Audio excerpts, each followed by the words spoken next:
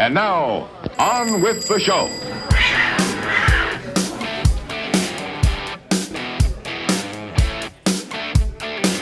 Another he said, she said, Hollywood separation. Another left wing, right wing, mudslinging confrontation. The paparazzi won't stop. They're hanging down from the rooftop. Reporting live at 3. Here's the man on the street with the latest information. It's a burn, it's a flame, it's the flavor of the day. It's Friday. It's Friday. Hey, everybody. It's good to be with you. It is definitely a Friday. Hey, Cheesy. Hey, Friday all day. I like it. I'll take it. How you doing, Mr. Cake? I'm calling you Cheesecake today. I was just going to say, who's Cake? I am kind of sweet. You are. Not gonna lie. You are. I'm looking forward to getting together in Texas. Although I'm a little disappointed we're not doing an Airbnb. You know what else was sweet? Those freaking pastries from Mike's Pastries. Absolutely. You know who else is sweet? That Wes Payne. Hey there, Wes. Happy Friday. Happy Friday. Happy Friday. Hey, Ange. Hey, I'm here. Hello. Oh, actually, I'm not here. I'm in my house, not the studio for the first time. Don't break the fourth wall. Hello, Elle. Hey, how's it going? It's going great. Actually, it's not. I'm freaking out. I'm drinking profusely today. So Wait, that's allowed? Hold on, I'll be right back. yeah, that's a Friday stream rule. Oh, goodness. It depends. I'm actually really stressing out about Texas Linux Fest because I waited too long to book everything. So last night I was like, I got to book the flight, I got to book the hotel room. This has never happened before. I know. The thing is like, I just get like to a maximum like travel, maximum event thing. And I'm like, no way, I can't accept that there's any more events. Like I get to like this, nothing exists beyond 3 days state of mind when I get really busy. My entire reality is 3 days at a time. And if somebody asks me about something in 2 weeks from now, I'll be like, yeah, man, that's great. What a great idea. Because I literally can't conceptualize beyond 3 days. That's where I'm at right now. So clearly the only solution is to have a drink or two. You know? That's the only way to do it. I fully support that. But I'll get through it. I don't know how you do it, Elle. You travel all the fucking time. Right? She's going to Spain next week and then still going to Texas Linux Fest the week after. It's because I make Wes go. Hey, I'm happy to join. Wes is a lot of fun to hang out with, actually. I feel like Wes and I connected on a whole nother level in Boston. I don't want to speak for you, Wes, but I really enjoyed you in Boston. Like, you know, we had that conversation about the strike, and you were like, you felt comfortable to push back, and I don't know, I felt like I got to know you on a whole nother level in Boston. It was a very real experience. I mean, there was a lot of work there too, but the combination of the Airbnb and just, I don't know, the energy of that trip, yeah, it really worked out well. It was great. What I really like about it, and I think what's gotten me really kind of fired up recently and why I wanted to start the Friday stream, is every time that I end up getting a chance to spend time with one of you fuckers, I end up liking you even more, which Ange can attest is not a common thing. I generally don't like people. Well, just wait till you get to the 18-year mark and then it changes. Where's my ding? Yeah, all right, hold on. I'll get you one. There it is. It was completely amicable. I don't mean to imply there's, it's a joke. No, it's good. It's a good shot. It might be a parabola, though. How you doing, Brent? Oh, I'm doing all right. I didn't actually realize it was Friday, so you guys are all educating me today. Are you joking? I'm one of those people who just never, ever knows what day of the week it is. Apparently here in Canada this weekend.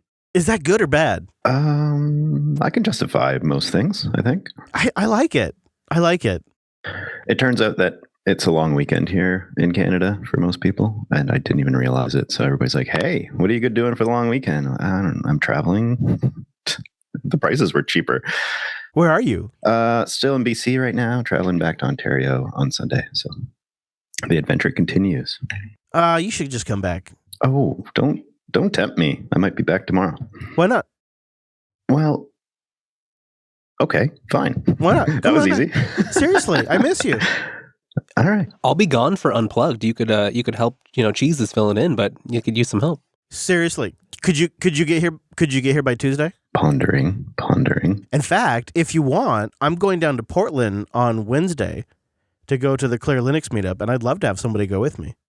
Oh man, you guys. So Portland is on my list, and when I was in Washington, I was like, Portland was so close. I should have went, but I didn't. So, dude, I'd love to take you. I'll go down. We can spend the entire day down there, and then we'll spend the evening going to a Intel campus doing a meetup. We'll get dinner. Let's do it. this sounds amazing. So let me after the show, let me take a look at what the implications are, and we'll see if we can make it happen. No, you just got to do it. You just got to do it. You just got to do it. He's not going to accept Come on. no. You only live once, dude. YOLO. Come on. Oh, the peer pressure. Don't make me go to Portland by myself. That's so lonely now. Oh, come on. Airbnb, is that what we're doing? I don't know. I do need to stay somewhere. You're right. Does sound pretty awesome. Will you wake up to say goodbye to me this time? Wow. Wow. All right, deal. All right, that's fair enough. That's fair enough, though. Small price to pay. No, it's fair enough. I was really tired. I got to write you a love note. It was all good. You did. I did really appreciate the note. All right, well, you might have heard our intro song here. It's pretty great. It's a burn, it's a flame, it's the flavor of the day. From a flicker to a flame. It's called Flavor of the Day. We'll have a link in the show notes. By Go Fetch. And why that's so awesome is they filmed their music video in your family's restaurant. Yep, my mom's diner, Planet Java Diner down in Seattle in Pioneer Square. They did the whole thing in there. And what's even cooler, right, because it's my mom's diner, but the very beginning of the music video, which you can find on YouTube and in the show notes, is one of Chris's mom's artworks that my mom bought from her. Yep. So Yeah. it's right there on the right. It's super cool. But yeah, that's my mom's diner, and they did a 50s themed thing for this, and I really like the song. I have bought it already, so it's pretty cool. I don't think botnet's a word, but I know what you mean. I have already bought it. You own it now. This is where we need to call Joe. we should have like a video, just like hit the button and ring up Joe. Can you clarify? But we also got permission to play the song here on the stream too, so that's awesome. You know what's crazy about your mom's restaurant? So it's what's great.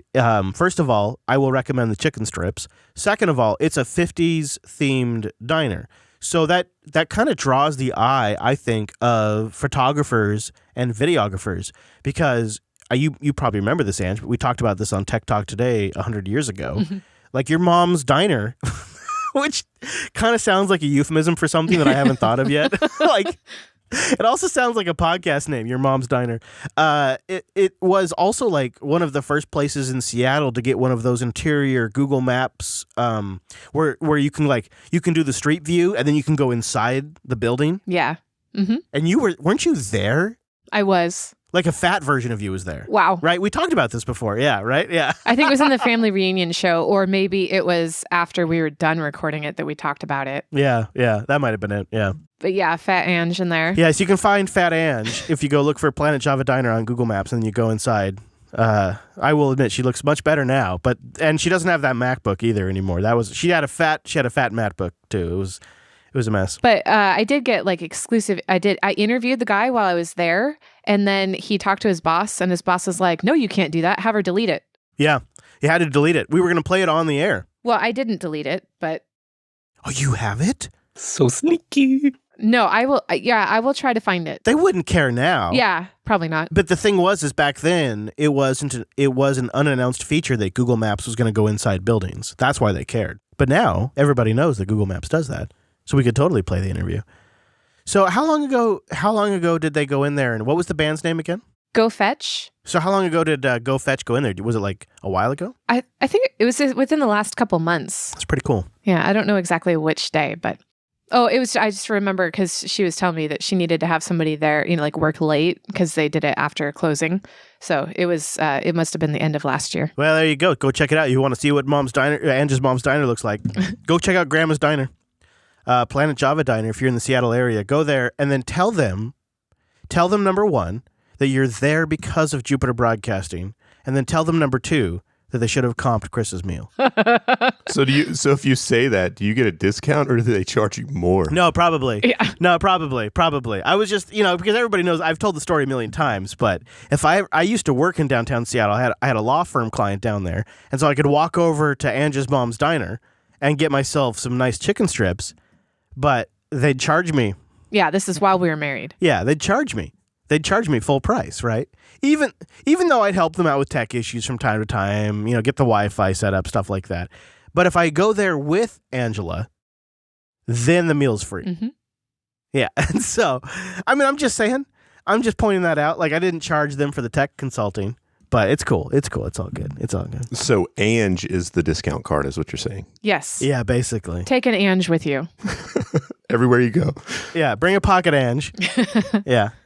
We should have like a discount code because if you're going to do the Jupiter Broadcasting Pacific Northwest Tour, Yes. Planet Java Diner. I will talk to her about that. Yeah. Yeah, and then our audience can have a discount and you can pay full price. Yeah. Totally. Friday. The discount code should be Friday, and everybody else gets a discount but me. I have to pay full price. And like it could be like free fries or something stupid. I think she might agree. Yeah, I think that'd be awesome. All the discounts should add up, and you should have to pay for everyone's discount. No. Shut up. Let's not go there. Let's stop talking. Stop it. Damn it. Elle saved me from this. Are you freed from your server room? I heard earlier this week you got trapped in a server room. Yes, I finally got out. It might have been some nefarious ways of getting out, but we got out. Now, was this a voluntary thing? Like, did they trap you on purpose? And were you trapped voluntarily? Explain. You got to everything. You got to explain all of this to me. So Allie and I had gone down to the Valley, to McAllen, Texas, to do our talk, Confessions of a Sysadmin, at a up-and-coming new B-Sides conference. But the thing is that we had never actually worked on the talk while being in the same room. We'd only ever done it over Zoom. So about 10 minutes before the talk, we got this bright idea of we should find some place to actually practice a little bit of it so we can get a feel for it. And we start asking around, and all of the rooms are taken. But one of the guys is like, well, I know you guys, you can use the server room. So he finds somebody from security, badges us in, and he's like, okay, just have fun, and closes the door. We didn't think about the fact that, hey, it's probably locked from both ways. So when we finish practicing, I go to open the door, and I'm just like, oh God. So, I imagine it's loud in there too, right? So you have that ambient, like, fan noise. And it was freezing. So are you like shouting at each other, basically? No, it's funny because I think that we were both tired, and anybody who's done conference talks know that you get conference brain. Yes. Because we looked at each other and I was like, okay, who do we know on Twitter that can help us? That was like the first words out of my mouth. And so she's thinking, well, we can message like Jason Street. Like, I'm sure he knows how to get these pins out of the door so we can get out. Wow. The fact that we had phones and could call someone was like the third thought through our head. Because the next one was, if we start disconnecting cables, I'm sure somebody will notice. That's definitely true. Yeah. Unplug something important. Somebody will definitely notice that. Now, here's the important thing, though. Did you actually have the moment that you needed to, synergize on the talk or whatever you want to say? Did you have that moment? We did, but I think that by the time we got in the room, everything we'd worked on was just forgotten.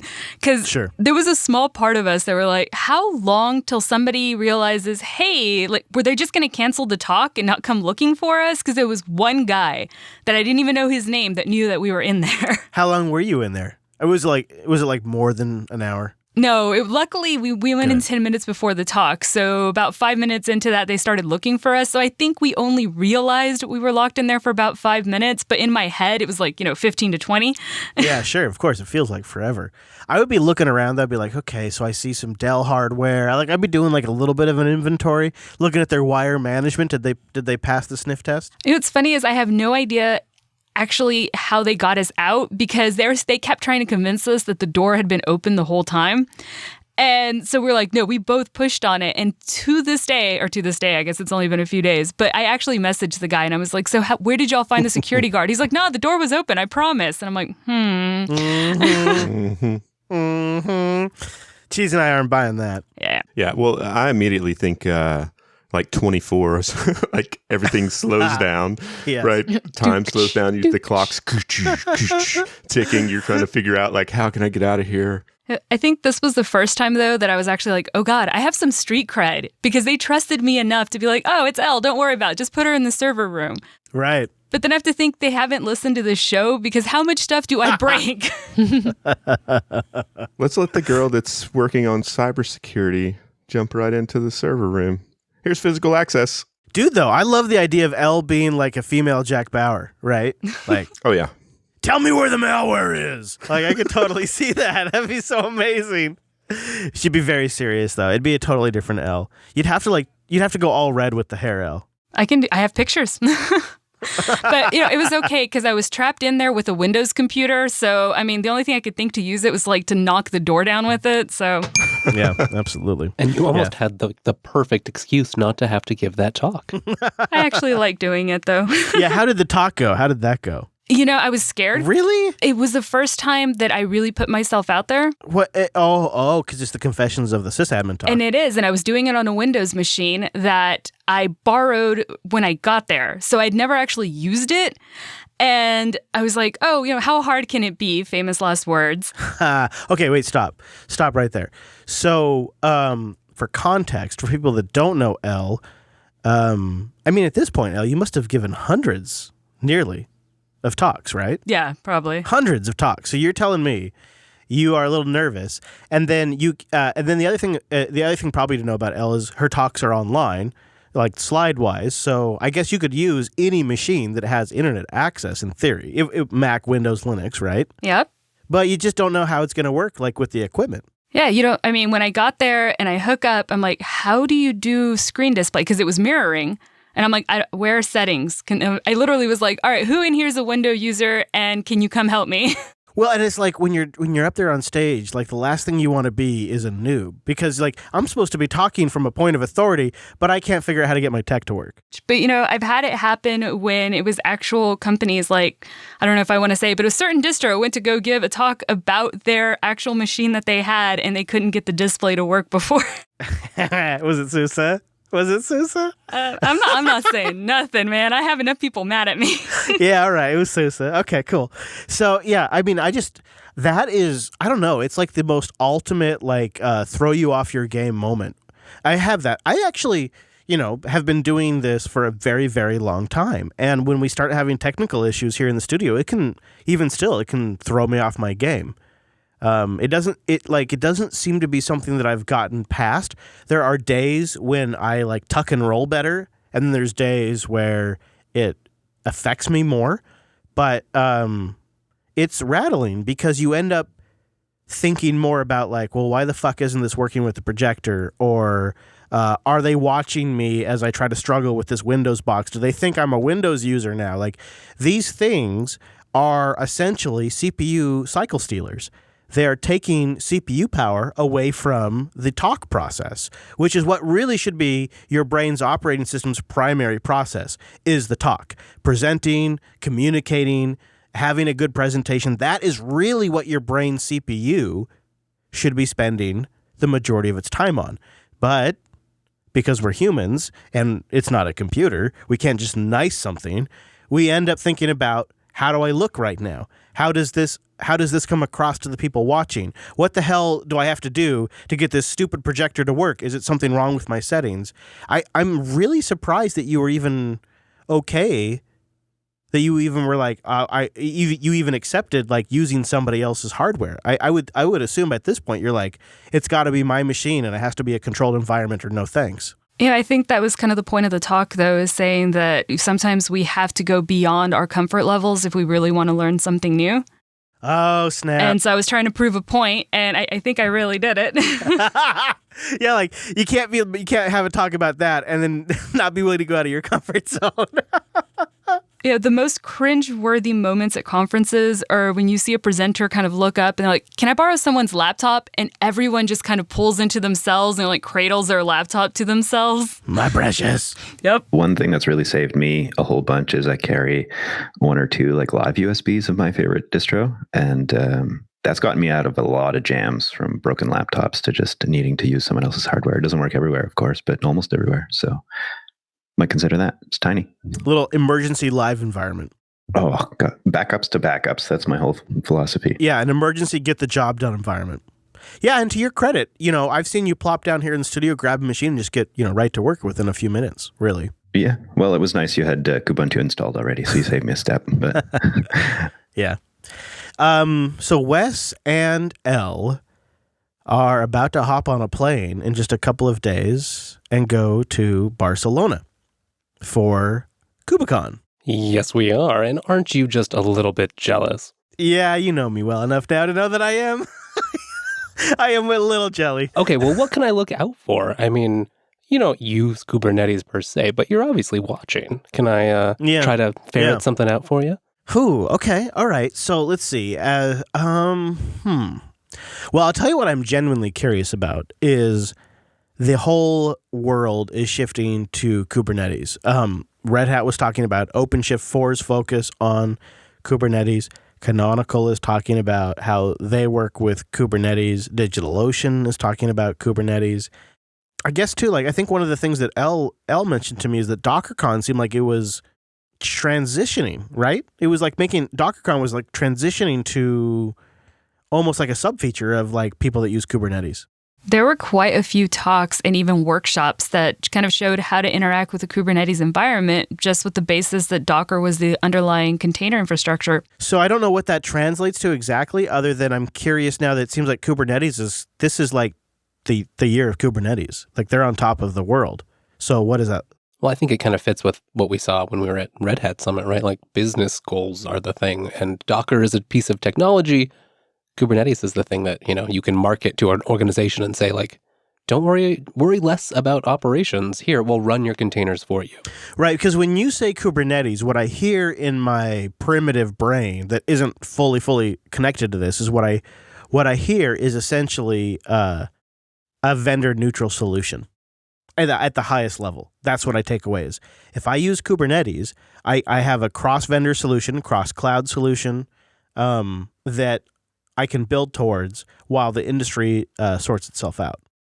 Yeah, it gives your developers something to target too, right? You're like, okay, here's how you interact with it. Here's an API you can talk to, and here's how you build things that run on it. Yeah. How long's the flight, you guys? How long do you have to fly? I haven't done the math. I leave here at 2 p.m. Central Standard Time, and I get there at 10 a.m. Central European Time. So a long time. Wow. Jeez. Aye. Going back, one of the things that I'm really interested to see is who are the people that show up?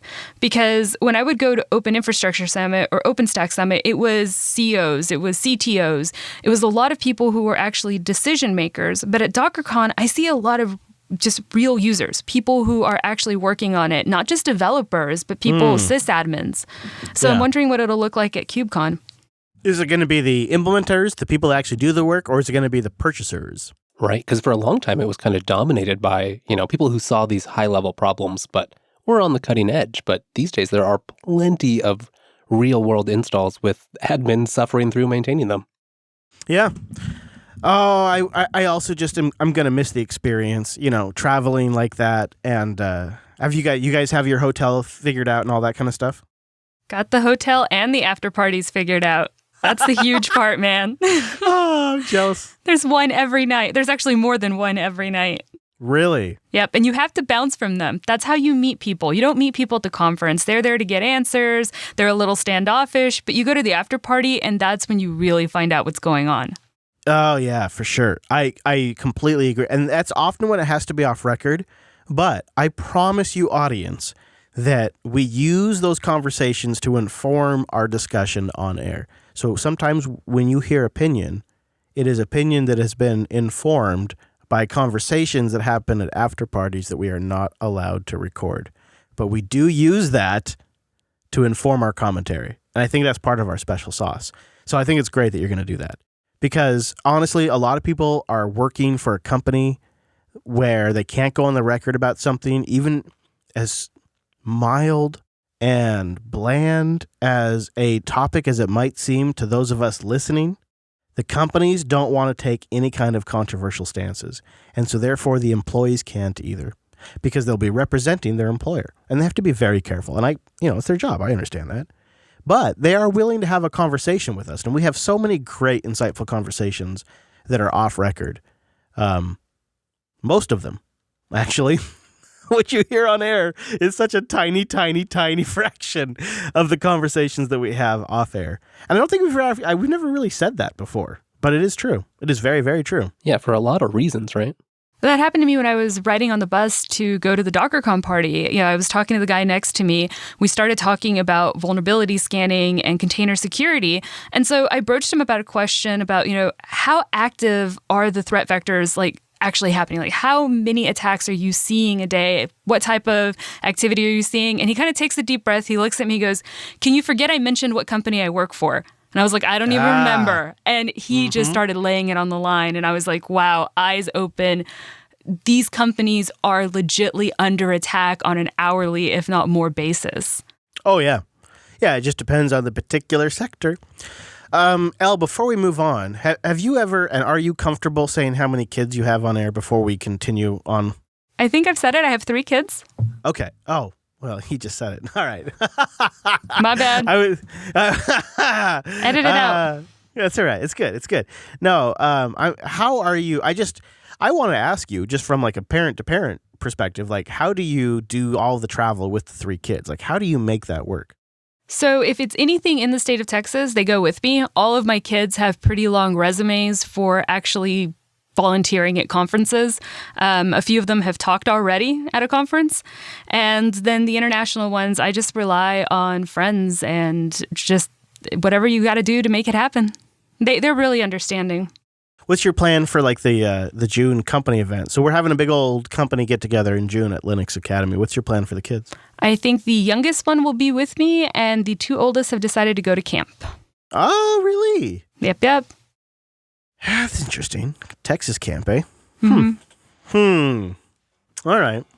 I was going to play a game to see if anybody on the panel knew how many kids you had. I'm sorry. My guess is 3. Was it going to be 3, really? No. Oh. But it's now an informed guess. Reliable sources. Brent, you cheater. It's just a hunch. You see, Brent, you see how they're going to Barcelona? Like, you and I need to do something cool. And you and me taking a trip to Portland would be pretty cool. We would have some rival stories too. Right? Come on, Brent. Brent, if you don't go, Chris is going to miss out on all the cool stuff you'll drag him to. Yeah. Yeah, and then I'll either complain the entire time or I'll try to make it sound so awesome you'll wish you had gone. Neither one of those are good. They're both bad for me, it sounds like. Logical. All right, very good. Oh, man, what a week. I think we're going to have to make a new show because there is so much going on that doesn't necessarily fit into the other shows that it's obvious. There's a few areas that we need to have some coverage. And I don't personally use WhatsApp, but holy shit, what a week for WhatsApp. WhatsApp says a security flaw in its messaging system has let hackers gain access to, in its words, a select number of users' phones. Now the tech company, which is, of course, owned by Facebook, is urging its more than 1.5 billion users to update their apps. Let's go to Thomas Dagg, who is following this story this morning out of our studio in London. Tell us more about this vulnerability, Thomas, in WhatsApp. Hey, Thomas. Well, the spyware exploited vulnerability in WhatsApp's call function. So beyond just messaging back and forth, WhatsApp also allows you to use the app for video or audio calls like Skype or FaceTime. But with this vulnerability, you didn't even have to pick up the call for the spyware to take hold and for the hacker apparently to gain access to your smartphone's microphone and camera. Imagine. So Facebook, as you say, owns WhatsApp. And Facebook has, of course, had its own privacy controversies recently, but this really comes as a major embarrassment for WhatsApp since it prides itself on being hack-proof. supposedly with its end-to-end encryption, meaning only the sender and the recipient are supposed to be able to read the messages on WhatsApp. The company says its software engineers have identified the problem. They've released a patch in their latest update. So if you're a WhatsApp user, go to your iOS or your Android app store and download. Make sure you scroll to the bottom and download the latest update for WhatsApp to patch this problem. Heather. Thank you for that. I'm one of the 1.5 billion users of that, so I'll be looking to find that new version to download. Now, Elle, are you one of those 1.5 billion users of WhatsApp? I am not. I do not use WhatsApp. And the more that I started reading about it, the happier I was about that. Right? So you were reading about it. What did you discover? Okay, so it's interesting. The vulnerability itself is interesting because, it's the Pegasus malware. And when we start reading about it and you start reading about the fact that it was known and that that the NSO group is the one that's, responsible for it. Oh, I didn't know that. Oh, okay. Oh, there you go. Well, every article that talks about it is just kind of like, oh yeah, the NSO group works with a lot of militaries and governments to be able to root and backdoor phones and computers to be able to get them information. Like, this is just commonly known things that no one seems to bat an eye at. Yes, like it's just an assumption. Yeah. I mean, I even read that the NSO group was actually recently valued at about $1 billion for a buyout that was going to happen in the UK. And I'm just like, okay, so we have a company that we know is basically kind of backdooring our privacy rights. They sound like a for hire, like we'll hack for hire kind of company. And they come out and they say, you know what, we don't use our own technology. We only use it for a specific targeted person or organization that has been proven that, I guess that they're doing something malicious, but who's proving it and how, I don't know, because it just says, well, intelligence and law enforcement agencies. Okay. And then I read even further, and the way that it came out that this had happened was not that WhatsApp figured it out. It's that there was a human rights lawyer that started noticing some very interesting things happening with his phone. And he reached out to another group and said, hey, can you look at this? Because I'm worried. And they're the ones that found the vulnerability and contacted WhatsApp. No. I just was at a loss for words at how just, everybody's saying this like it's no big deal. And this is a company that has actually been sued by Amnesty International. And the lawyer that was being looked at happened to be a part of that case. Wow. Wow. How deep does this particular Drew rabbit hole go? I'd love to know. I am at a loss for words, as you can see. Yeah, that's something. And on a functional standpoint, Wes, we're dealing with what kind of malware here? Are we dealing with something sneaky? Is it just a basic buffer overflow? Like, what are we dealing with on like the actual like day-to-day functional side? Yeah, really, it was just a flaw in WhatsApp's VoIP stack.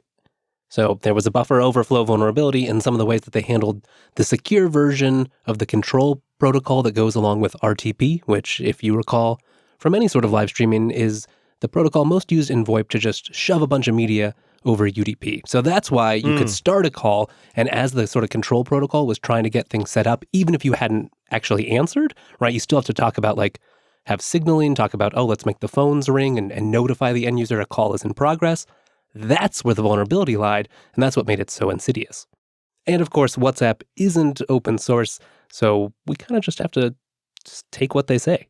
Yeah, I'm sure it's fine. I'm sure what they say is fine. I guess it really just is probably a good idea to remember that nothing's always secure. Telegram, WhatsApp, maybe even Signal, things like that. Like always think of them as possibly getting exploited in some way where your messages could become public. So write your messages in a way where you're safe and comfortable and ready for them to be public. Don't you think? Like, think about it. Like, think about messaging in that way. Anything that's a service that is hosted and run by somebody else, where there is something that's implemented by somebody else, isn't it just a best practice to assume that everything could become public? And I think you're right, but isn't that a very dark dystopian surveillance state sort of attitude? I mean, does that mean the only time you and I can only ever you can only talk honestly when we're face to face, and maybe even then when we're away from a smart device? I got to think about that for a second because I feel like my answer is yes. Or we're just okay with everything we say, right? Like we just don't have that many secrets practically. Well, I think practically that is true. I mean, legitimately between you and I, like in our circumstance, that is legitimately true. Like whatever we're talking about, probably, worst case within 6 months is going to be public because that's what we're doing. We're making public content. But there are things that like opinions or like gossip where you want to keep it personal, where probably personal face-to-face is the better way to do it. And I do think that is probably the most secure. And I don't know if this is misplaced, and I'm curious to know what you think, Wes. But the other like what feels like would be secure would be to write up a say I had this like multi-paragraph rant, and I wanted to send it to you about how fucking awful Joe is, right? I want to send you this rant about how awful Joe is, and so I would, if I wanted to send it to you and I wanted it to be 100% secure, I would write it in Mousepad, which is the XFCE text editor, or Kate or whatever, gedit. And then I would encrypt it with GPG, and then I would send you the encrypted block via whatever, Telegram, email, Signal, WhatsApp, Twitter, like whatever. But if I really truly wanted it to be secure, I would encrypt it before it ever was transmitted. I would never rely on the transmission method to provide the encryption. I would always encrypt it before it ever left my hands. And maybe that's misplaced, but I'm curious to know what you think. Well, there might be some room in the middle here, right? Like open source things. I mean, Signal's an interesting case in particular, but perhaps you could have a truly end-to-end encrypted, auditable, reproducible open source application where you could basically offload that step. But yes, you're right. I mean, without some fundamental cryptographic guarantees, you probably don't have any privacy. Yeah. And I don't know. As we're talking about this, I have friends and family that put all kinds of things out on public, easily accessible mediums that are very, very, very revealing. And I think this is just something that just geeks like us think about. And maybe not geeks like us. Maybe a broader term would be people in the industry think about. I worry too that it makes people who aren't plugged in just sort of wary of technology in general. Like why am I buying things online and worrying about credit card fraud when I could just go pay for something in cash at the store? Now that's not a way that I could live, unfortunately, perhaps. But if you're not invested, if you're not a technology enthusiast, does it just breed a sort of inherent just distrust because no one has any good heuristics to know if they can trust a particular product? Anyways, WhatsApp. It sucks. So I think what really has me upset, I got to be honest with you, is like I got to get into it because this is like peak podcasting right now. 2019, 2020, peak podcasting. We're screwed. We're done. They don't need us after this. I present you Exhibit A. I've never told this story before, but on Thanksgiving weekend. So this is the Joe Rogan podcast. As you may notice, this is Joe Rogan. I was doing a set at the Comedy Store, and some idiot ran up on stage. He comes up to me during the middle of my set and tells me that we are in a simulation. The guy was drunk out of his mind. He was so drunk that he couldn't stand up straight. So we all laughed at him and let security escort him out.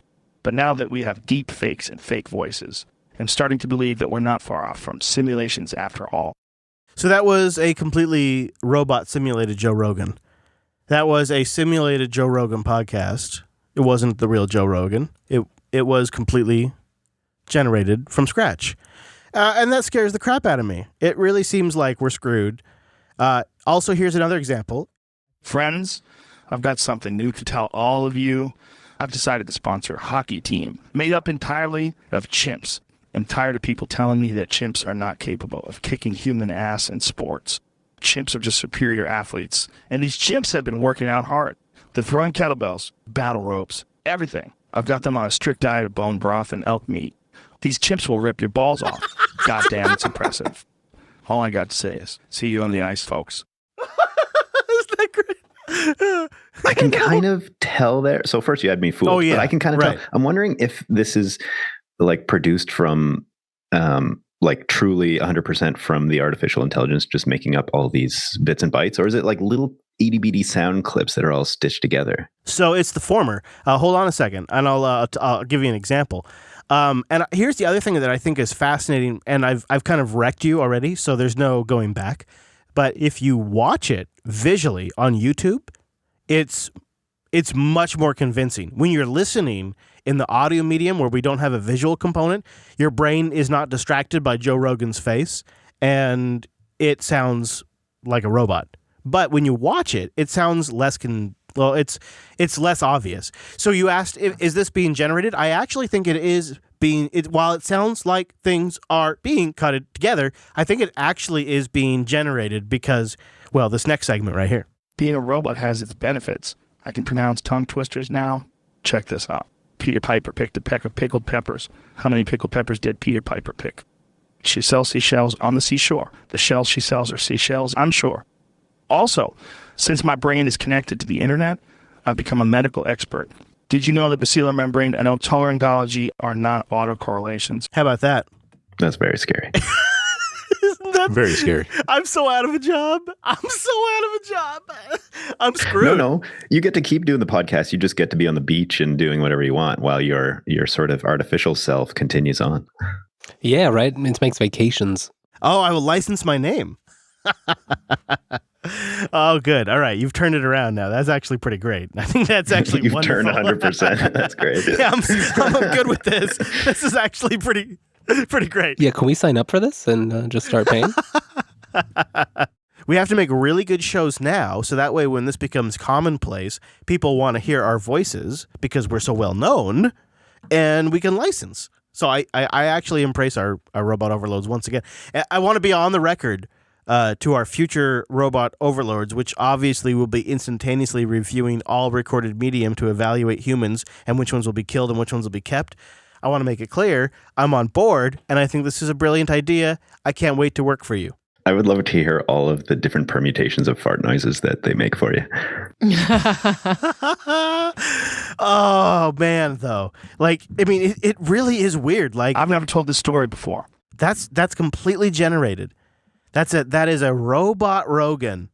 He comes up to me during the middle of my set and tells me that we are in a simulation. Based on the chat room, they suggest hearing Joe Rogan versus Joe Rogan. So like maybe the real Joe Rogan asks a question and the fake one answers it. So like that would be really great. Reverse it, like try to figure out which one is which. Oh, that's gonna happen. Joe Rogan's kind of like the new talk show. He's like the new Johnny Carson in a way. How do you feel about that? Is that a good thing, or is it a sign of progress, I guess? I think it is, because Joe Rogan talks about things that you can't talk about on ABC, NBC, and CBS. I just watched a really, really good clip today, actually. That's what I like about the Joe Rogan shows. Not so much the actual full show, but the individual clips, like where you can get like 15, 20 minutes of the Joe Rogan podcast. Like that's the perfect length for me. I don't need 2 hours. That's no good. That's no good. 2 hours is too much, especially when you're dealing with all kinds of crazy, horrible, awful computer issues. I've been in tech support. I've done that before. I think we've all had to like help our friends and family with their computers. Have you ever felt like they're possessed? Have you ever felt like maybe there's something inside the computer, like an energy that's just a little weird?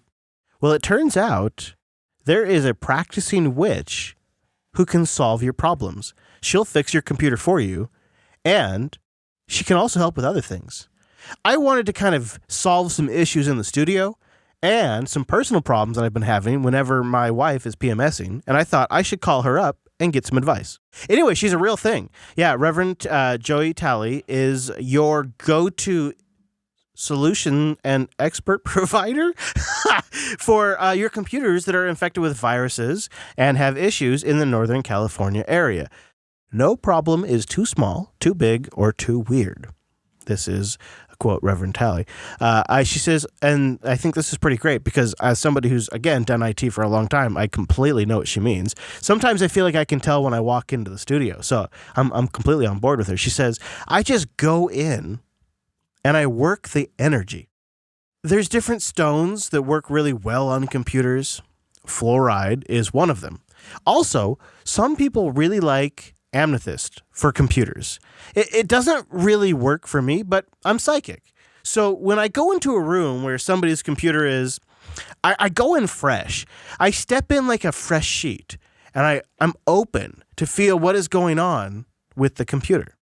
Sometimes I do a magic spell, or I tape a magic charm onto the computer somewhere. And so I decided to look more into the Reverend Joey Talley's services because I felt like, from a production standpoint, this is probably something we should look more into. And thankfully, and you can find this for yourself, she does have a YouTube channel. Hi, my name's Reverend Joey Talley, and I'm a minister of the Wicca Way. I offer tarot readings, aura readings, private consultation, and custom spell work. No problem too big, too small, or too weird for the Wicca Way.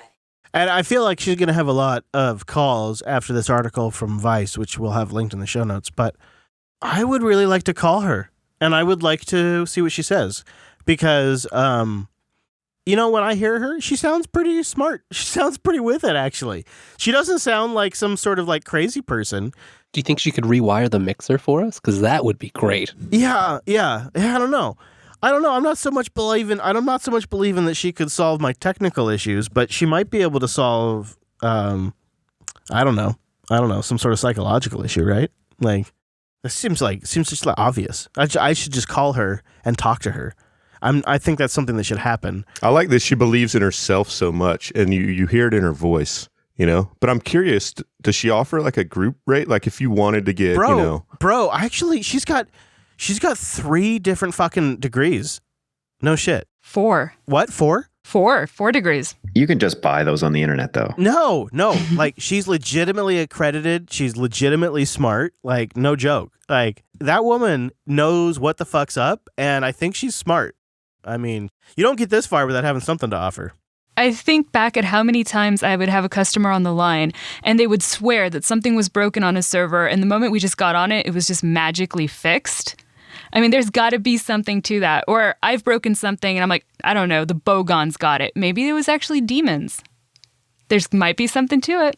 I think she's onto something with the fluoride thing, because from what I hear, you can also use toothpaste in a pinch for your heatsink if you need to. No. Cheese just gets practical with this. I'm just trying to rationalize it in my own head, right? Just buy thermal paste, Cheese. I'm going to call her, and maybe she'll call me back, and then I can get some advice. So I'm going to call her right now here on the show. Let's just do it real quick. Oh, man, I bet she's getting a lot of people calling since that Vice article. We'll put a link in the show notes.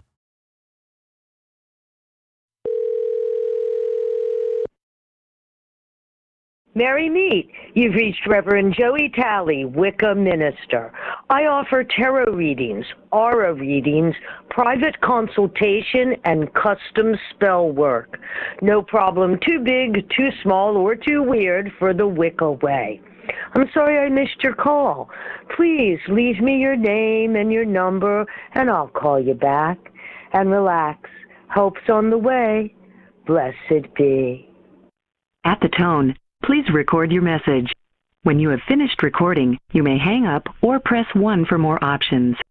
Hi, Dr. Reverend. My name is Chris, and I just recently read about you and was intrigued about what you have to offer and thought maybe we could chat. I recently sold my business and curious where to go next, and thought maybe some consultation would be good.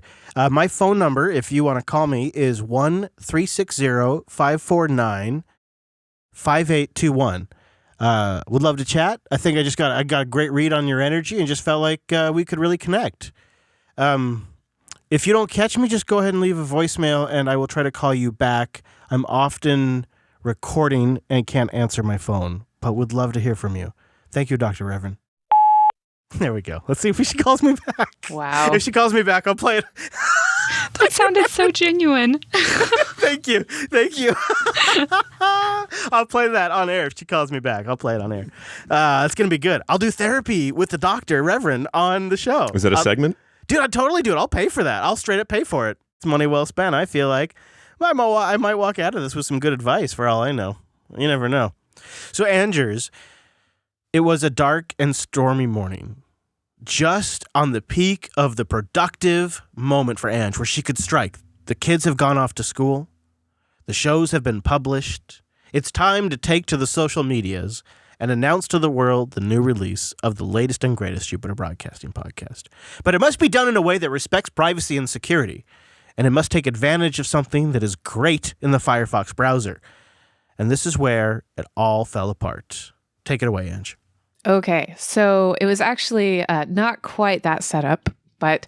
Oh, come on, it was so dramatic. It like, was... I could picture like Drew adding like thunderstorm music He and sound totally effects. can. He totally can. But then Yeah, he's right. going to keep this part where I correct that it was Friday night that I saw an article from Engadget posted in the Jupiter Broadcasting Telegram group chat that said something about add-ons in Firefox being basically inactivated, just gone. And the next morning, yes, I was going, it was Saturday morning. The next morning, I went to my computer to promote something on the social networks, and I was so relieved to see that the add-on that I use, which is a container add-on, was still functional. And I thought, yes! But then just 30 minutes later, it was gone. Everything. Like 9 different Twitter accounts that I'm signed into, 3 different Facebooks, 2 Instagrams, and 2 different Gmails.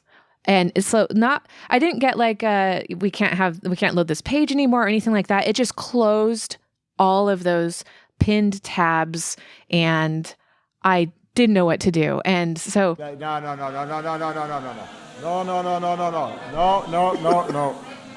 Hey. You gotta back up a second. So, what is this container extension, and why do you need it to use Facebook and Twitter? So I have a link in the show notes for the multi-account container provided by this Firefox add-on. And what it does is it allows me to sign into different credentials within the same browser. And the thing is I've never been good with workflow when I use multiple desktops. Like it really messes up my brain. I want it all in front of me and not have to switch desktops.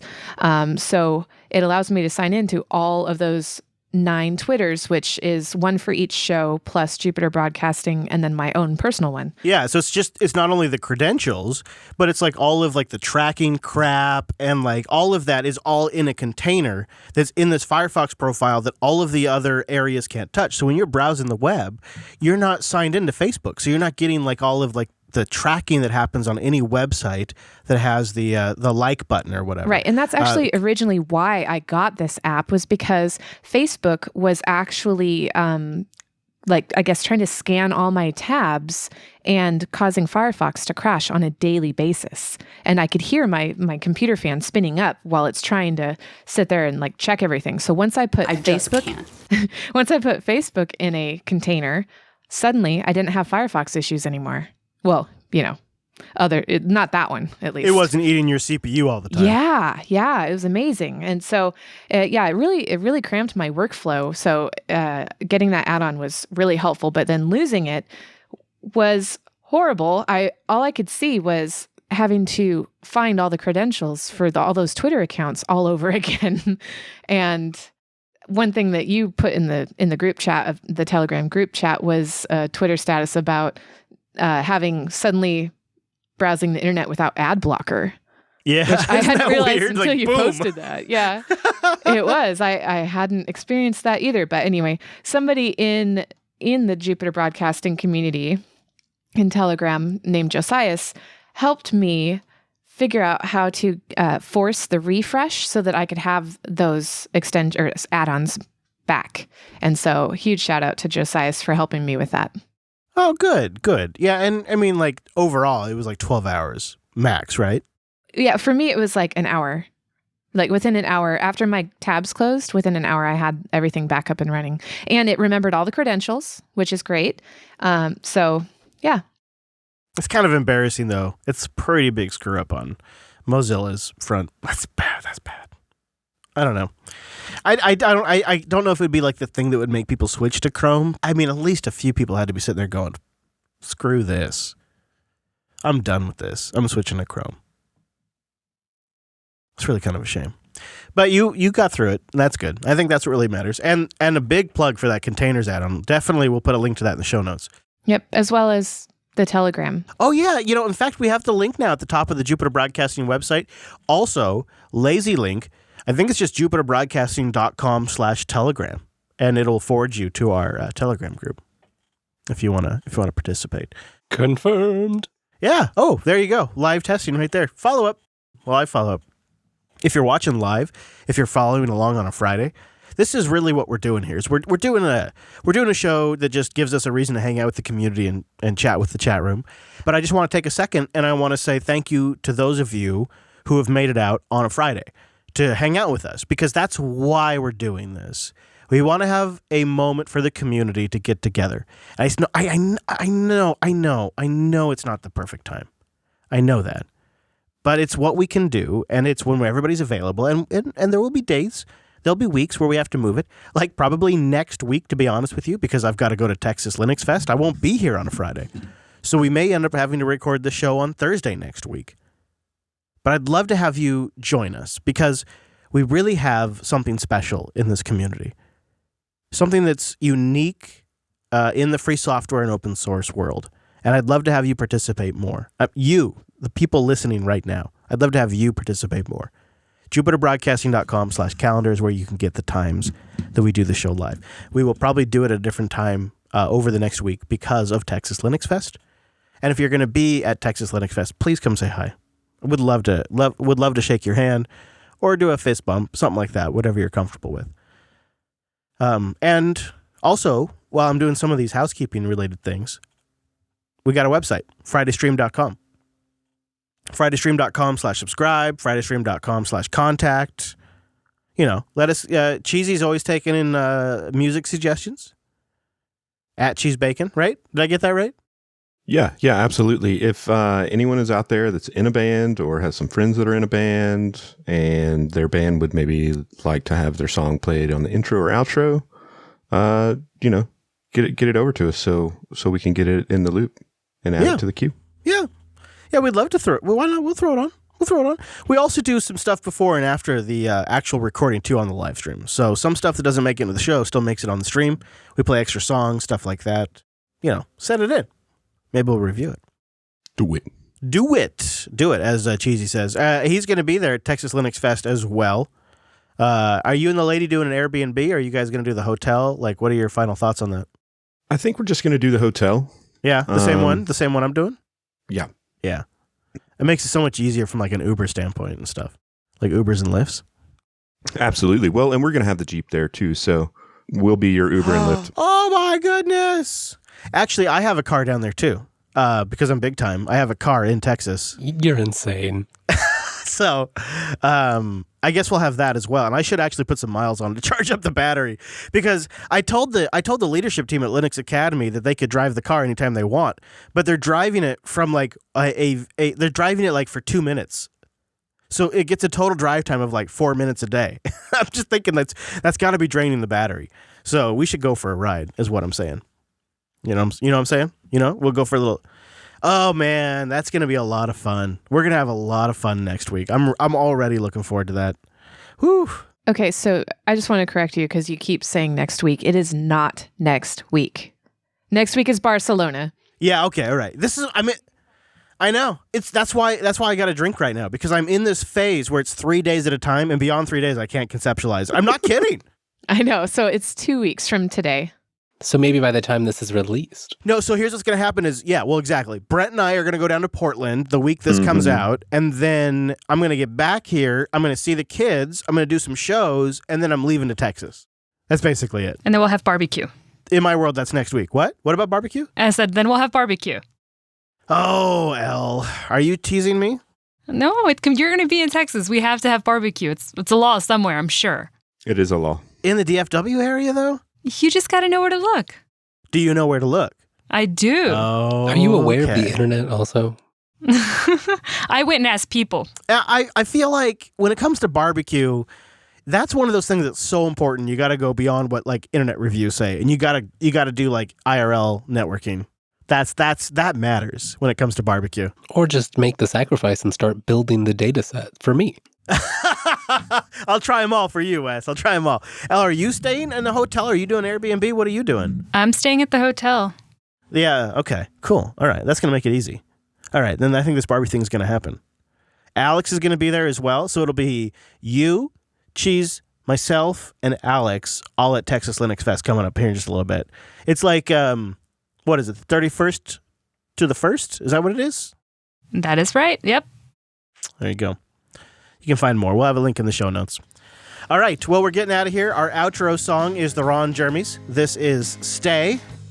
And we'll have a link to it in the show notes. Thanks so much for being here. FridayStream.com for links to the stuff we talked about. And we'll be live, I don't know, maybe on Thursday. We'll have Friday on a Thursday. And then if you want this thing on a download, when it's all cleaned up and stuff, FridayStream.com/subscribe. We do Friday on a Monday over here. All right.